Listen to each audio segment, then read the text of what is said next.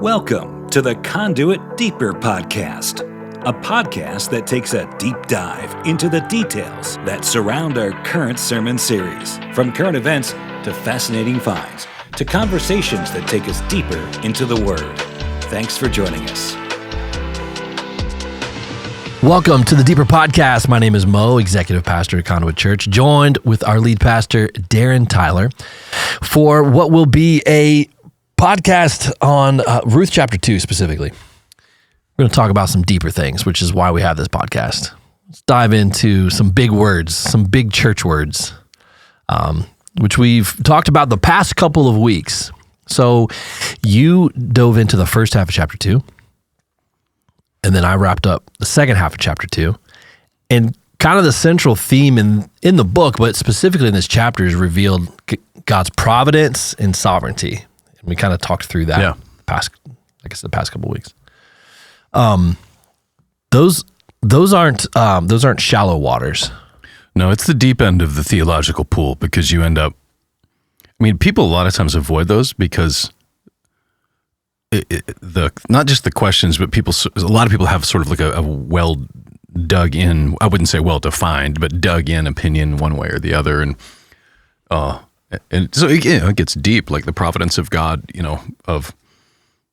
which is, by the way, happening. That conversation's happening, which I talked about the week I was in there. But in the scientific community, there now has been this debate the last 10 years about free will versus predeterminism.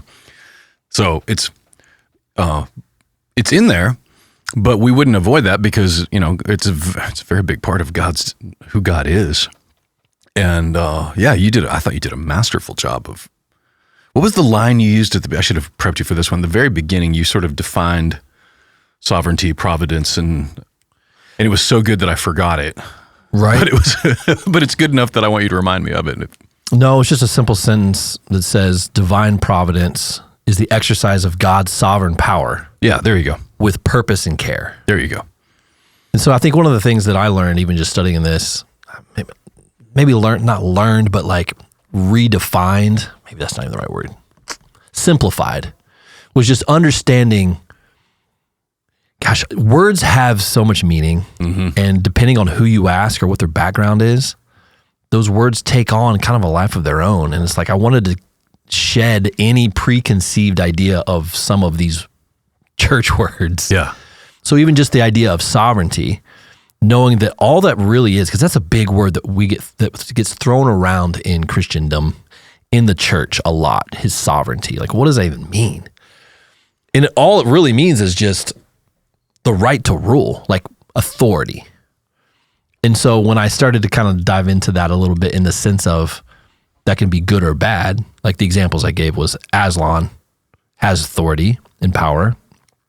Just the fictional story from Chronicles, right? It's like, okay, here's a representation of authority from a benevolent king with authority versus maybe a dictator that we would see throughout history who has authority over the land and the people, but they're using it for the wrong reasons. Yeah. So it's God's sovereignty, or just the word sovereignty, all it means is just the authority to rule. And depending on who has that authority and how they use it, could be good or for bad. Yeah. And so kind of zooming out and seeing the big picture of just the word sovereignty was helpful, because I think so many times that word gets thrown around as kind of like just not an excuse, but like it's just a way to cover up situations. It's like, oh, it's just God's sovereignty. It's like, wait a minute, what does that even mean? And the way that you worded it was that God's sovereignty is his authority, and providence is the way that he governs it. Yeah, which I thought was a really good distillation of those two concepts, because they're not the same. But I had a hard time trying to think, how would you even explain that? But I thought that was a really clear way to say, okay, that's it. He is sovereign. That's his authority. And then providence is how he works it out. And you see that literally throughout the scriptures of how his providence moves into like decisions. Like I referenced Jacob with Rachel and Leah, that, God's sovereignty was there, but then his providence moved in, to use the language the way you framed it, that even when Jacob was blowing it, making huge mistakes, even in his sin, somehow God managed to nudge those pieces into the bloodline of Christ. Like, it's crazy to think he did it that way. I mean, Judah, going down the line with Tamar, and like, it's like his sovereignty. And there's a piece in it to me, I guess maybe the bigger picture, that I'm not too smart, or smart enough, whatever, to outfox God's providence of my life. And I'm also not too dumb to mess it up. Somehow he still moves in those pieces with it. And which is very much what we see in chapter 2 of Ruth. That Naomi had gone where they shouldn't have gone, done what they shouldn't have done. And somehow in that, God's sovereignty, his providence, then moves her back, not only to the right place, right country, right city, right farm, right field. Right. He just funnels it right down to where he needed her to go. That's the redemption, right? These stories are redeemed, and hope was redeemed through this. But we see it all through Scripture over and over and over. And we just came out of Jonah, where that same thing happens. It's like, okay, made a decision, wasn't the right decision, but through his providence, gets him back on track. Yeah, to do the will of the Father, which is another big word, honestly. You have God's providence, God's sovereignty, and God's will. Yeah. Like, that's if you're really trying to understand these concepts, like, those are three big sections to kind of define. Yeah, such simple words that theologians have spent countless hours, written countless volumes trying to describe with it, because it's just so vast and so massive. And frankly, then it sort of takes it up into this ethereal, and you miss it like in the day-to-day. Right. The ordinary. Yeah. As you shared in the first part of chapter 2. Yeah. When you think of your life, man, what is there one that stands out, like a story or like what you're doing now that you look back and go, God's sovereignty was all over that, and providence? Yeah. I mean, the through thread for sure that's led me to this point is just through, I mean,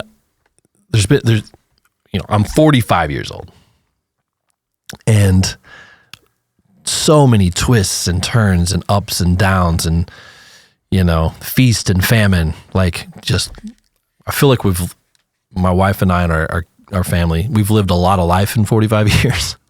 Not a ton of tragedy, but just a lot of obstacles. Yeah.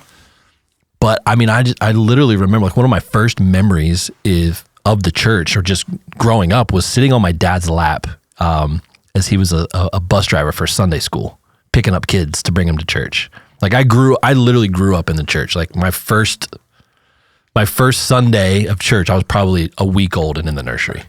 Now, in my mind, this is a retired school bus that your church has purchased, painted, whether it was army green or white or something. I'm pretty sure it was white. White, yeah. And then your church name would be on the side, like with a stencil of some kind. Yep.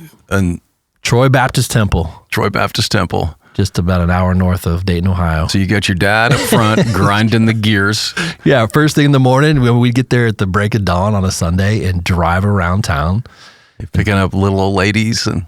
Picking up, it was like their youth ministry, like their kids ministry, picking up kids. Oh, that was one of those ministries. Yeah. Okay. Yeah, the Sunday school ministry would go, pick up kids and bring them to church. Gotcha. In the town. But I remember sitting on my dad's lap, like, why we would do that on a Sunday morning. While he's driving. Yeah. Now, welcome to the 80s, man. It just no seatbelt, probably not a helmet. No. Now, are you handing out like caramels to the lady? Like, no, these are kids, so you don't want to be handing out a bunch of gum. I don't know. I remember maybe like some snacks or cookies or donuts or whatever. I don't know. I just remember, it's a faint memory because I was literally probably 3 or 4 years old. I'm getting you way off target here, but that's one of my earliest memories of that being like modeled in my life, right? And then just to think of the through thread all the way of all the, just growing up in church and experiencing so many different things. One of which was kind of like I shared on Sunday was, in the youth group, I was part of their like little leadership team as a kid. And, I got to do the church sign which is hilarious on a couple of levels. And I shared that story on Sunday where I had to put up a sign on the side of the road, a message on the marquee that upset the entire community. But fast forward real quick, like when we got this property, we had a church sign on the side of the road, and guess whose job it was to put a message up there every week? and getting messages from the people in the community of, that either were encouraged or offended by what we put on the church sign. What was so that was my first experience with a church sign ever. Like, was ours here? Yeah, the church I grew up in, or the other churches in town, like we didn't really have. There was, I think, one church in town had one of those. Like, but the Dairy Queen had one, right? Do you know what I mean? Like onion rings on sale, whatever. But it was our first year, and I'd still like surprised at the amount of. I was driving by, and that message just was exactly what I needed. We'd get emails. I'm like, and how I drive by those things every day. Where I live, those signs are still the main communication with the community. When they're doing a gospel singing, at the Missionary Baptist Church off of Lewisburg, there's a little sign that somebody had to do. But yeah, you were the one, because we had it was pretty well organized. At the time when we moved in here, we inherited it, but they had this big box of letters, they put in alphabetical order in this little tray system. And man, but there were some cold weeks where we had to change the message, and I'm fighting the weather and the wind, and it was just brutal. I hated it. I guess God promoted you because you didn't have to get on a ladder for this one. At least. I could at least stand and reach it. Yeah. But as a teenager, I had to put up a church sign. I was on a 12-foot ladder up there trying to put this message up there, which was wild. Yeah. And so anyways, I retold that story on Sunday because we have a new pope in the world. Yeah. And so if you weren't here and you didn't hear that message, or you didn't hear that story, I was instructed to put up a message on this marquee that said "No hope in the Pope." It was 1995 when the Pope John Paul II visited America on the East Coast. In our little church, our little Baptist church in the middle of a Catholic community, wanted to make a statement, and that was the statement that there's no hope in the Pope, of which did not go over very well. Yeah, because I don't know the statistics there, but I'm assuming the amount of Catholics per capita in Dayton is a higher one than Nashville. Oh my gosh. No, it's a Catholic community. Yeah. I'm talking St. Mary's, St. Helens, Ascension, St. Paul's, St. Peter's. I know where all of those are, and those were all within a 2-mile radius of our little Baptist church. And so our pastor wanted to kind of stick it to him. Well, he did that. It did not go well. But do you know anything about this new pope? Have you been following? He's an American. Yeah. From Chicago. Well, the things that have noticed right now is that was one of the fastest, if not the fastest, conclaves in my lifetime. And when you say that, for those who maybe don't know, that's the process in which a pope is selected. Yeah, it's where they basically send Snoop Dogg in with a joint and let him smoke a big white puff of smoke out the top once they've elected the pope. But that's a different pope. But so that they go in, they make it's wrapped in shrouds and secrecy and when they finally decided who it is, and I think it's black smoke on the days there's no pope, and then on the day there's a pope, that's when Snoop Dogg goes in and burns down a fat one. But that was fast. It was 3 days, right? Robert Francis Prevost, who's taking on the name Pope Leo the 16th? I think it's the 16th. Yeah, it's interesting that not only do Muslim terrorists give themselves new names when they get to be the leader, the Pope gets to get a new name. He gives himself a rap name, Pope Leo. Now, what do we know about him? Do we know anything about him in terms of his ideology or theology?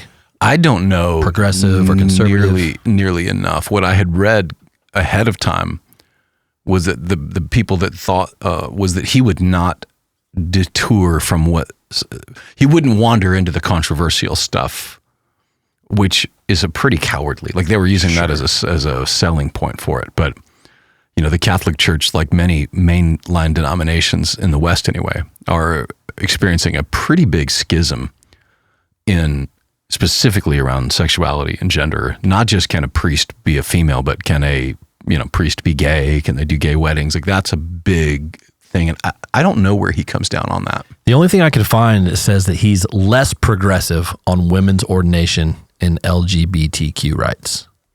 Less progressive than what? Than who? The previous pope? Yeah, they're saying that the previous one, because he was causing quite a bit of controversy because he A, wouldn't take a hard stance, and then B, he would not only not say something really firmly, but then he would leave a lot of room for interpretation, and which at a time like this, we need clear leadership, and that includes evangelicals. The time for we're going to muddy up our message to try to reach more people. A, that didn't work the first time, and B, it's sure isn't working now. So I don't know a lot about him other than he was born in America, but it seems to me he spent most of his time outside of America. His brother is been making all the talking or the rounds on the news. He's very conservative. He's very much a Trump guy. Interesting. Yeah, it's been interesting. Is he also a man of the cloth, or is he? No, he's a Chicago guy that's ridiculously conservative. Interesting. I haven't seen anything about that. Yeah, it's pretty funny, actually. Seems like a cool guy, but we'll see. It's kind of weird to me that, so I remember, you would have been little, but I was old enough to at least be paying attention. Maybe it was because it was Bono talking about him. I don't know. But like the days of like Pope John Paul, like being like this, I don't know what the word would be, but respectable, somebody that you would, you liked if you were, anyway, but those days seem to be gone. I don't know. And I'm not even Catholic adjacent, so I can't tell you, but I don't know if it was just the last Pope or the last 2 or 3 in a row that have caused but it barely even registers on the radar now, unless you're Catholic, it does.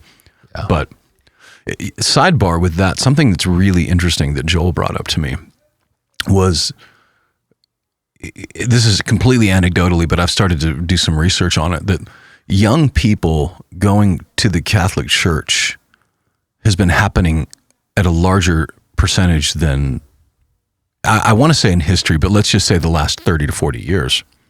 And that's easy to say that because that would be accurate.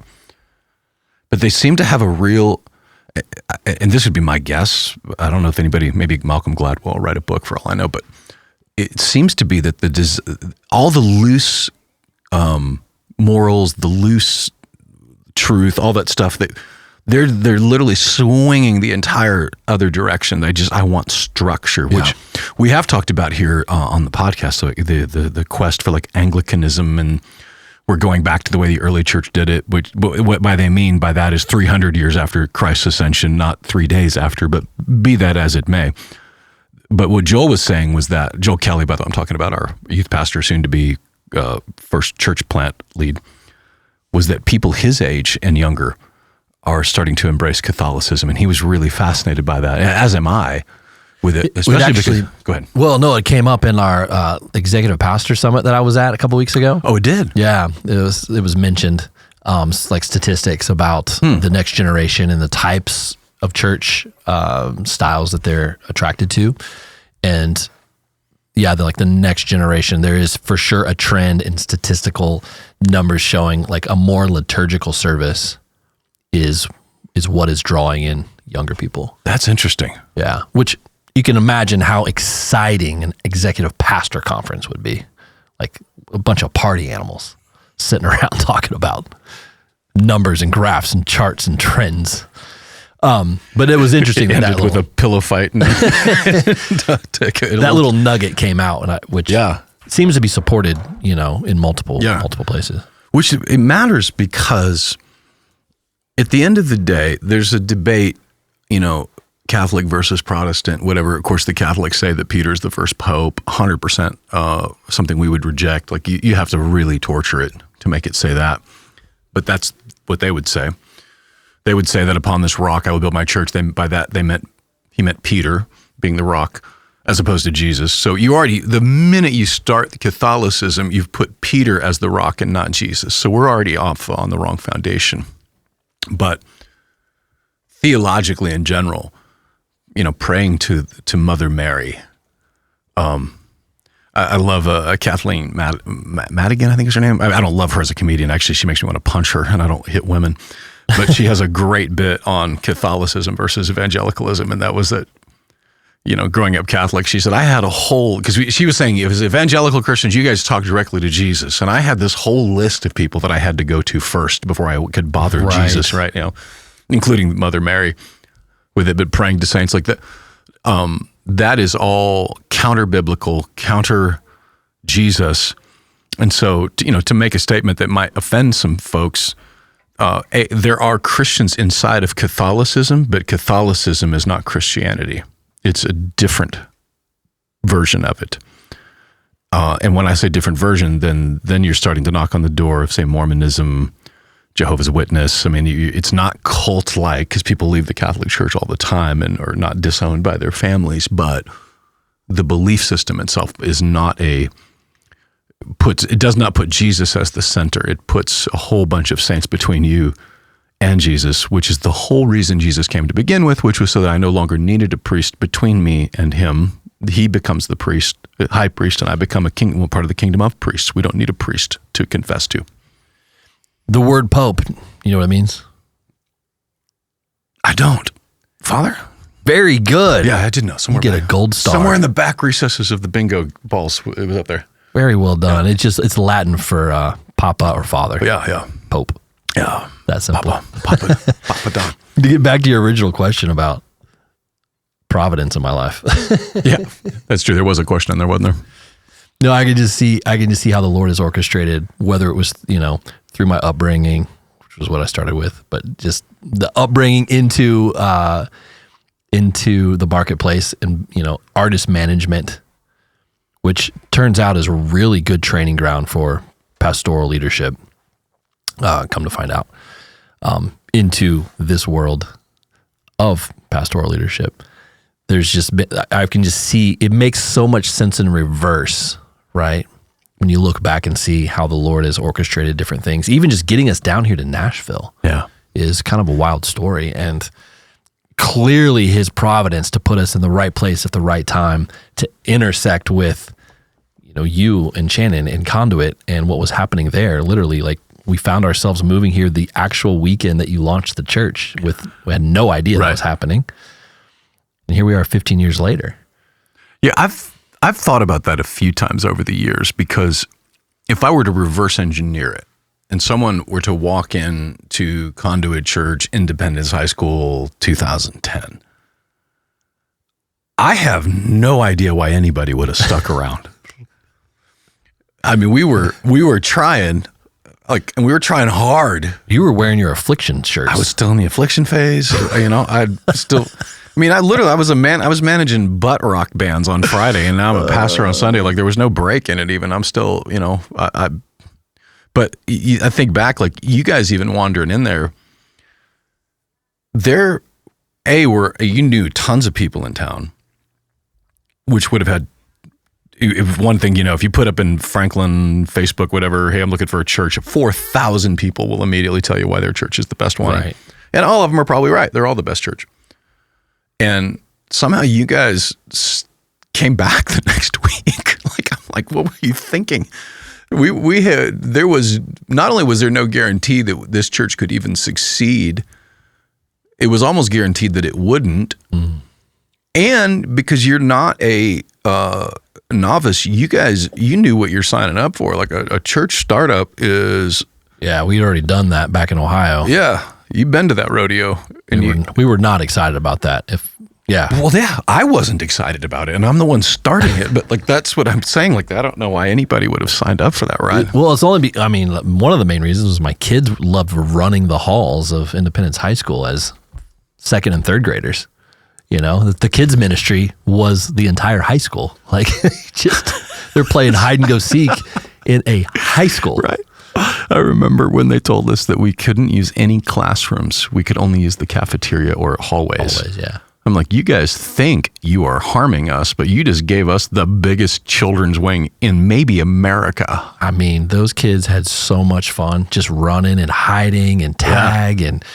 And they loved it so much. Yeah. Like, can we go back? Can we go back? And we kept coming back. Colton Phillips was just a little bit older than my kids. And what I loved about Colton was he was willing to hang out with the littles. And all those dumb ideas they had that they weren't strong enough to pull off. He could lift the big wrestling mat and put it up for them, and he was like the best, assistant that those kids could have had. We were getting in trouble often because something would get broken, not because of Colton, but the kids were running around, and Colton, again, all the bad ideas they had, he had the strength to do them. And it just, same thing. My son loved that in those days. He would show up with his bow and arrow and his little pretend guns and play war in the hallways of a high school, and good times. Yeah. So, and you guys stuck around. Yeah, but just thinking back on just how we've gotten here and how our paths intersected. It's trusting the Lord along the way. Like one of the things that I mentioned Sunday was, Providence oftentimes intersects us on our journey between faith and works. Yeah. Right. Like there's two parts to that conversation. There's the faith part and the trust and the hope that He's going to take care of us and that He has our best interest in mind. But there's also a part where we've got work to do, right? There's work for the kingdom. We've got to be obedient to what He has for us. Yeah. Like we can't be sitting around just twiddling our thumbs, hoping and trusting and faithing. Is that a word? That's a new word. It's faithing. Faithing only. Like there's work to be done. And when those things come together, long obedience in the same direction. Yeah. That's where His providence carries us for the rest. Yeah, there's a faith in leaving the driveway.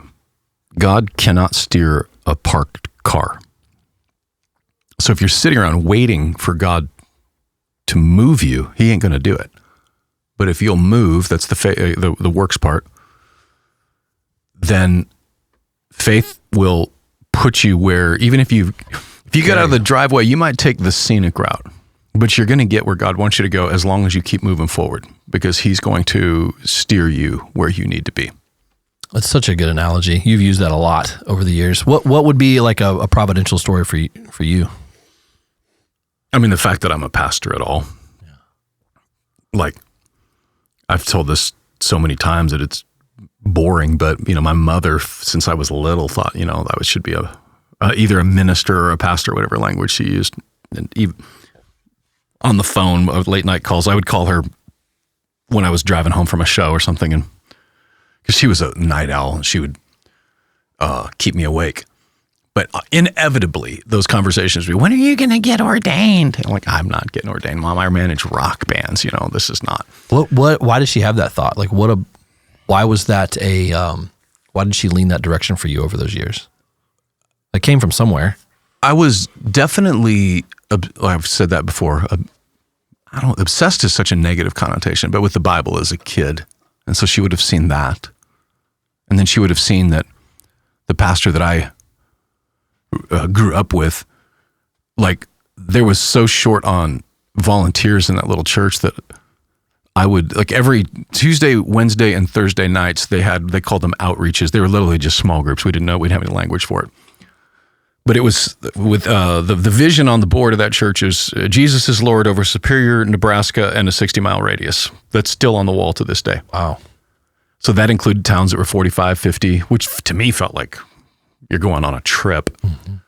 But on those nights, they would do a little Bible study in people's homes, and then they needed somebody to take care of the kids. And so my mom would send me with the pastor, Monday, Tuesday, Thursday night, literally every week. And I was in charge of teaching the kids. I didn't have puppets or anything, but so I think those things that she saw that, and I saw that as, I was being obedient to God, but I wanted to go on and be in the music world. I wanted to play bass. I wanted to be in a band. I had all these things that I wanted to do. And speaking of God's providence, like there was a moment where especially in the 30s, because as a young guy even, I thought eventually I'll retire from this music world and I'll find some church in the Rocky Mountains, some small church dumb enough to let me teach the Bible and just grow old doing that. So but I thought that I had taken the wrong path, that you couldn't turn back. Because by the time we started the church, I joke that it's the dumbest thing I've ever done, but on paper, it is the dumbest thing I've ever done. I had a thriving company. I was making really good money.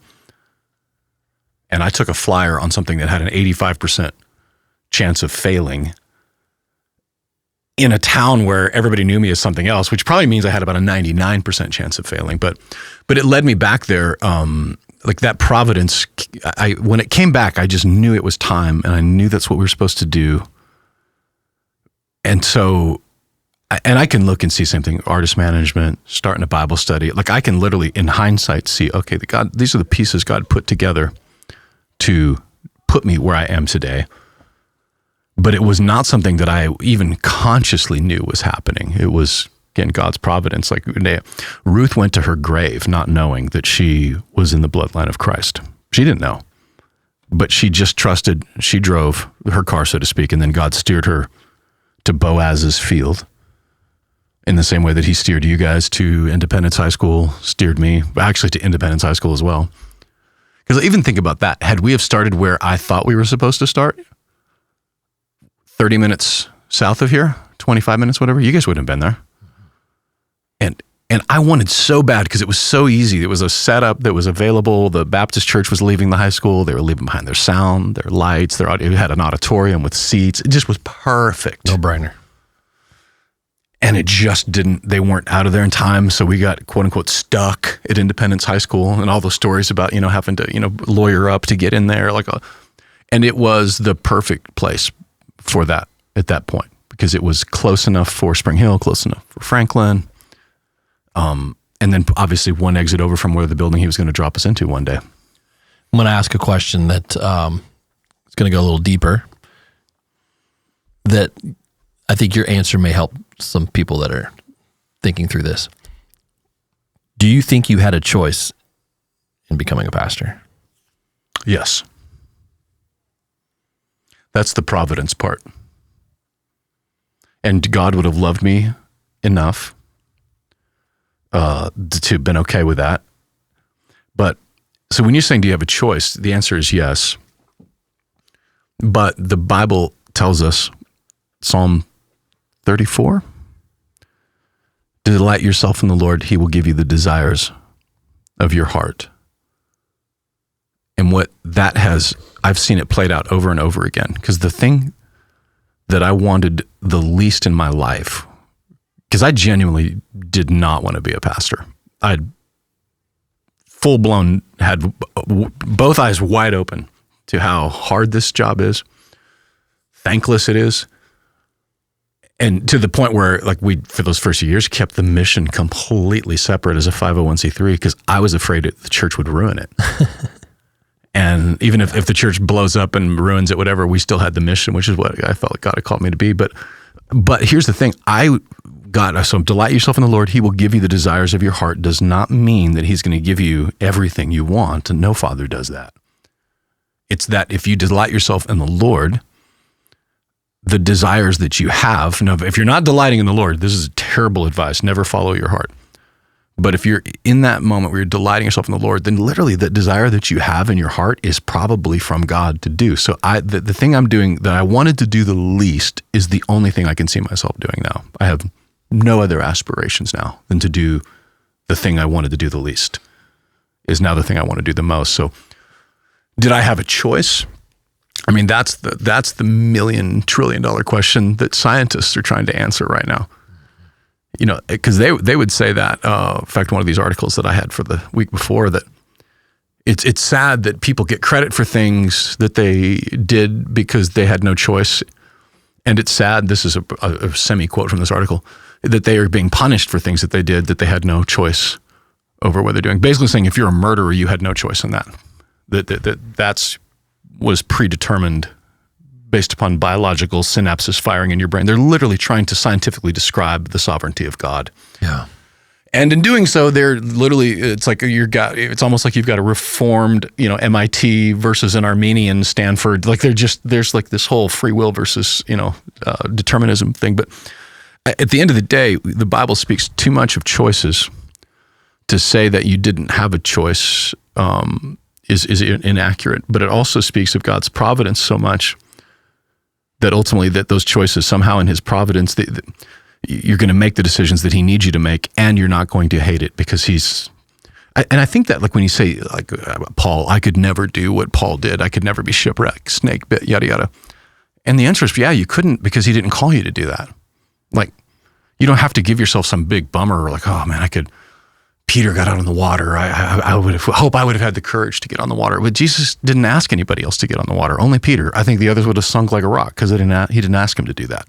So did I have a choice? The answer is yes.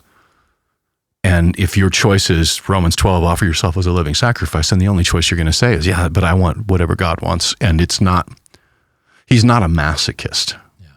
That even if your choice is not suffering, I didn't choose this and God chose it, he's not wasting it in your life. So it's like which is the danger, by the way, when you start going down this road of questioning, because then you can get so caught up in the nuances and the minutia of it, you sort of miss the big picture of God's sovereignty in your life and paralyze yourself. Yeah, that's good.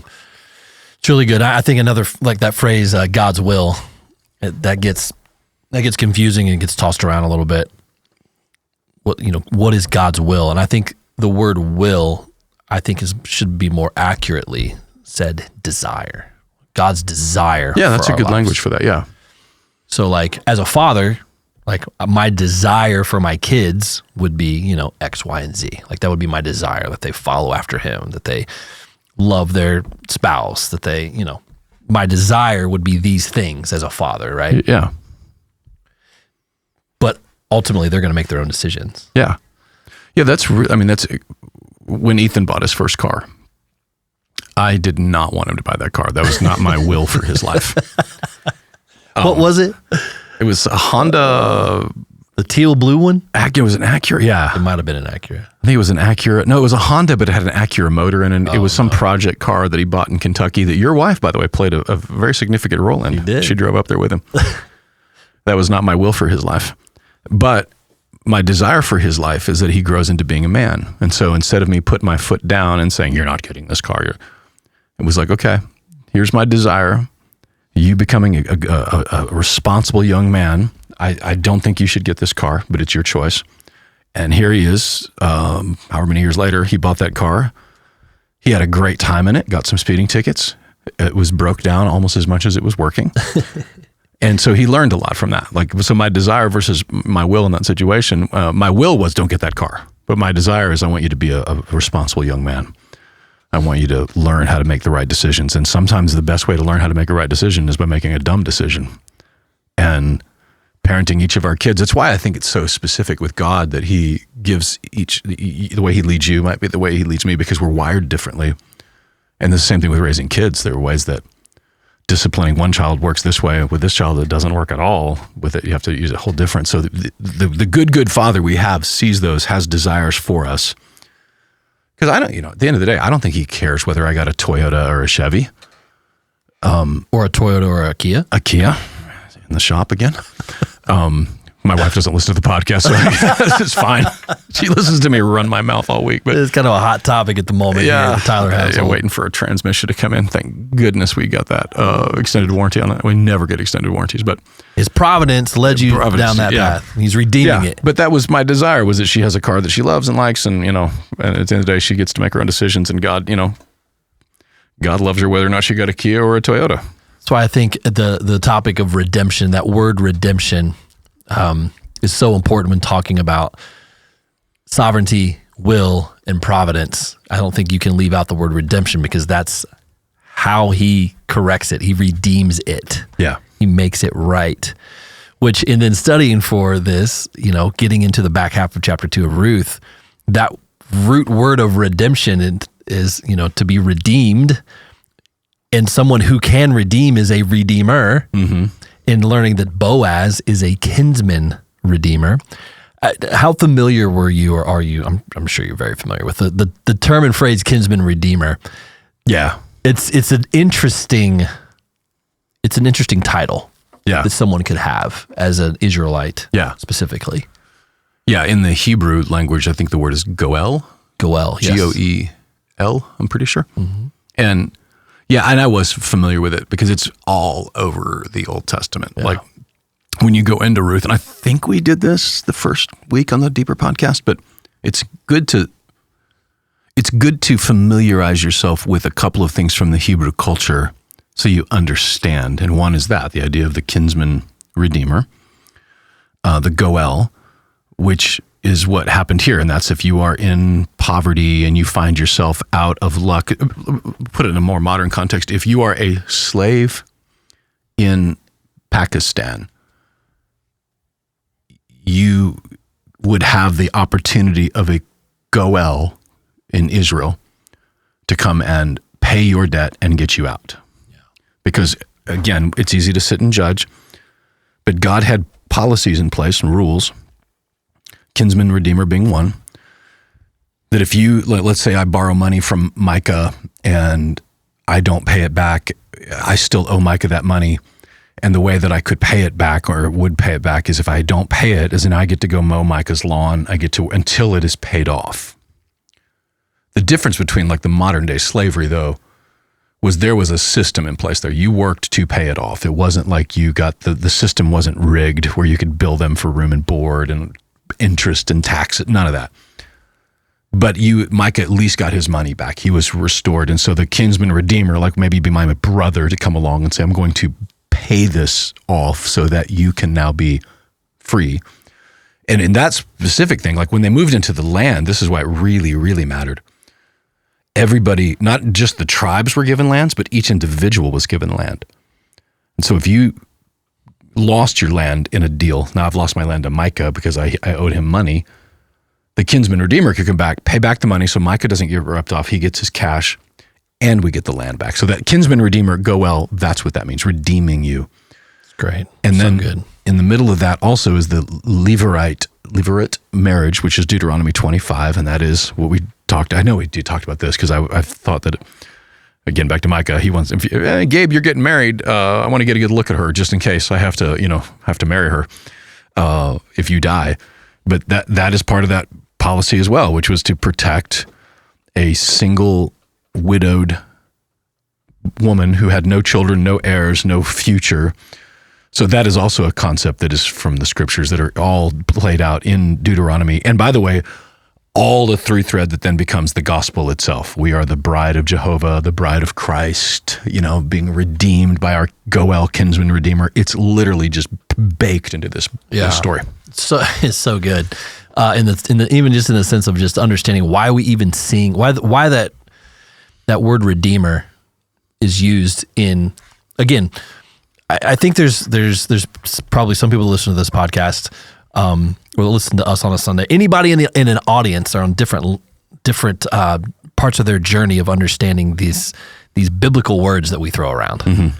And even just the word redeemer that we sing in songs, that he is our redeemer, but knowing where that came from, that it's from a Levitical law and an Israelite custom, that has deeper meaning than just a word. Yeah. Redeem.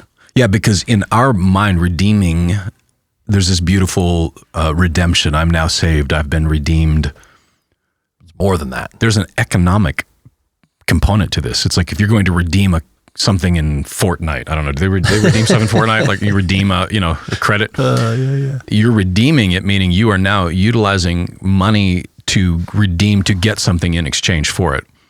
And so Naomi could not redeem herself because she didn't have money, but Boaz comes in and he has the money. He redeems like a coupon, like he is a financial, economic transaction with a spiritual component to it. So when I hear someone like Richard Rohr talk about that Jesus did not pay for our sins, did not die for our sins, that there didn't need to be any for sin, it literally just spits in the face of the leading up to the scarlet thread that starts in Genesis chapter 3. That you'll bruise he'll bruise your heel, you will crush his head. Like it starts there. And then that word of redemption all the way through into the New Testament speaks not just of an ethereal, but there was an actual transaction that was a ransom that the book of Mark says, paid so that I could be then set free. That's the scriptures are deep with that, replete with it. In the scarlet thread of Rahab in her rope outside of her window. Yeah. And then to have Boaz then part of his kinsman redeemer status, like you said, allowed him to marry a widow within the family to continue the family line, which, spoiler alert, is about to happen, right? Like chapter 2 is setting up for this kind of courtship between Boaz and Ruth, He's kind of, their first little dinner date that she doesn't really know that she's on a date. Right. He's blessing her. He's providing for her. He's starting to, get familiar with her. That's about to play out to where they continue that family line. We know that through thread, that gospel scarlet thread, ends all the way up into the lineage of Jesus. Yeah. To ignore that story, to ignore those events, to ignore God's providence and all of that is ignorant at best. Yeah. And stupid, because first of all, it's true, right? It's in the scripture. It's played out. We see in history. But when you look to the future, there's hope in that for us, that if you're listening and you've made terrible mistakes in your life, God doesn't soften the consequences of those.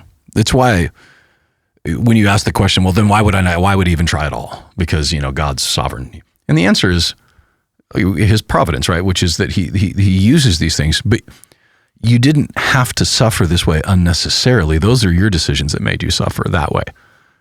God's still going to redeem it. He's still going to come in and cash the check on it. But like I look back to Judah and Tamar, for instance, like God got in the middle of that. But Judah didn't have to go pretend and sleep with a prostitute. He didn't have to do that. And he didn't have to cause all this turmoil in his life. But God still redeemed it. So if the hope for me is in my parenting, in the ways that I've missed it and blew it, God can still redeem it. Now, on the other hand, if I would have just crushed it as a good father, then it would have saved me and my children, a lot of heartache. But even so, God's still going to redeem it in the middle of it. And so there's this hope for our future is based on the evidence in our past of God's sovereignty. He's gotten us this far. And the way he said to the Israelites, they said, he just brought us all the way out of the desert to die. No, he didn't. You were in the desert for 40 years because it took them 40 days to get out of Egypt. It took 40 years to get Egypt out of Israel, but God didn't waste it, but they didn't have to necessarily do that if they would have just listened and obeyed. But either way, God will be done.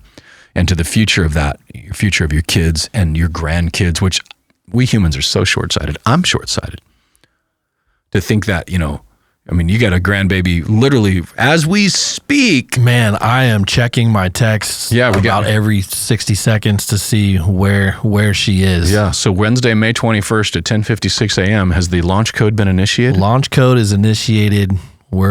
She's about 2.5 hours into this process, and we don't have a baby yet, but she's being birthed, a grandchild, next generation. Yeah. It's wild. So there's your grandbaby, and that little girl someday going to grow up, have her own kids, right? Like that. This is your lineage. You are in this moment in time. This is your story, but it's God's story. I'm a character in it, right? So Tylen is part of God's story that he was writing. He just happened to write you into Tylen's script, right? He wrote Micah into Tylen's script, and someday he's going to write Tylen into somebody's script because this is ultimately his script with it. So. What's on tap for chapter 3? We've wrapped up chapter 2, heading into chapter 3. It continues to get a little more juicy. Yeah. And you continue to see the gospel over and over. The thing that's been really speaking to me, it's harvest season, which we love. Who doesn't love the harvest season? I love the harvest. But not only is it harvest season, this is the barley harvest. Okay. The first harvest of the season. Wheat is a winter, summer, winter. So the first one is barley, and this was they make it very clear, the Bible makes it really clear, I think in chapter 1, that it was barley season, the harvest. And for those keeping track at home, that is the month of Nisan, which is basically March, April for us. Jesus was crucified, buried, and resurrected in the month of Nisan. That barley was the harvest that, and by the way, the barley, the first fruits offering that every Israelite participated in the spring of every year was given on the day after Passover. They would bring their barley and their first fruits. And so here you see Boaz give Ruth a 6 shekel or whatever, came at the weight of it, of basically just a buttload of barley, which may or may not that may be the title of the sermon, a buttload of barley. Oh no. But you see that he harvested the barley. He did the fruits of it, and all she had to do was take it, receive it. So the gospel just continues to just drip from this as we head into chapter 3. Yeah, no, that's great. It's been such a it's a book that gets often overlooked. Yeah, I mean, it's tucked right in between, right? Judges and 1 Samuel. It's sort of like these little 4 chapters, but it's not an accident. Yeah, 4 chapters, but it's been such an encouragement for so many. I've had some great conversations over the past few weeks with folks that have had some takeaways, from Sunday. Just the understanding of God's providence in someone's life can give them an encouragement. Yeah. You can exhale. Yeah. Forgive yourself. God's forgiven you. And know that he's not going to waste it. Even your dumb decisions, waste. Yeah, he can redeem it. Thank you for joining us on this week's Deeper Podcast. If you need to get caught up, you can go back and listen and or watch on our YouTube channel or wherever you listen to podcasts. And we plan to be here again next week as we dive into Ruth chapter 3.